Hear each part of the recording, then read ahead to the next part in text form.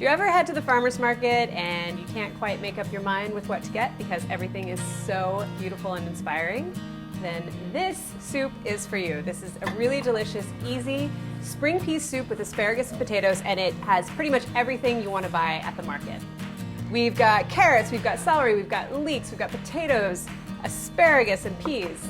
Getting started is super easy. I'm heating up some olive oil here. I'm going to add a bit more. Shoot for about 2 tablespoons, and then I have 1 leek, and I have the white part and the light green part thinly sliced. So we'll get that sauteing. I always like to add a bit of salt when I'm sauteing vegetables. It just helps them cook more evenly and break down. So while the leeks get going, work on my other vegetables. We have classic trinity of mirepoix vegetables. So we have an onion, celery, and carrot. Just thinly slice 1 stalk of celery. So the celery leaves at the top end of the celery stalks should definitely be used as long as they're in pretty good shape. Also, the really tender leaves on the inside are great for salads or other sorts of seasoning. They have a lot of flavor, great texture, so don't discard those. Now with my carrot, shooting for about 1/4 inch dice. So with carrots, just make sure you're a similar size, and that will help with even cooking. Okay. Carrots go in. So let this saute with a little bit of salt. Just wanting to take off a little bit of the raw edge here. Helps the vegetables develop a nice sweet flavor. All right, vegetables are nice and softened. Let's add 2 cups of water and 4 cups of low sodium or homemade chicken broth.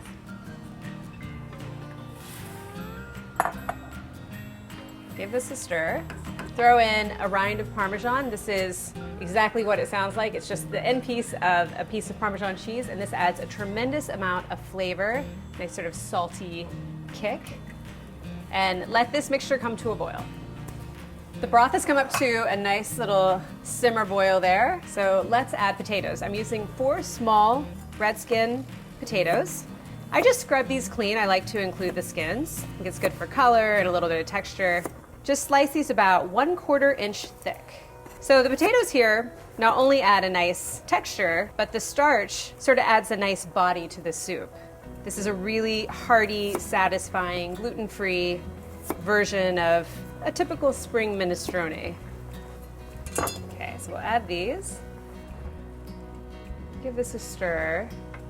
You can really smell that Parmesan rind. It's amazing. So the broth is smelling delicious. Potatoes are nice and tender. It's been about 6 minutes, and we're gonna add all the fresh green things. Now the key to using peas and snap peas and asparagus in a soup like this is you wanna keep them vibrant and green and delicious and not swampy. So we're gonna cook it for about 2 minutes, all these ingredients, just until they are tender and delicious, and then we're gonna take it right off the heat. Just finishing up shelling these peas. This is a pound of peas in the pod or 1 cup frozen thawed. So this is a soup you can really make anytime.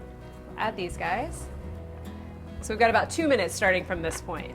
We're gonna hurry, hurry, scurry. Next up, we're gonna add the asparagus. So I'm using about a half a bunch of asparagus here. I always like to figure out where it wants to break naturally just by snapping the end. It'll kind of let you know. Asparagus, so delicious. What we're gonna do here is reserve the really nice tip ends here. So I'll just make 1 slice. It's probably about inch and a half. And then slice the rest of the stalks into about 1/2 inch pieces. The reason I'm leaving these a little bit longer is that these cook a lot faster than the stalk ends.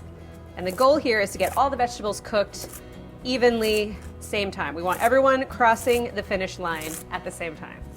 So asparagus is really, really rich in potassium, folic acid, fiber, not to mention just a nice little colorful green vegetable to add to your plate. Everything goes in at once, the stalks and the spear ends. So for the final vegetable, we have sugar snap peas. So delicious.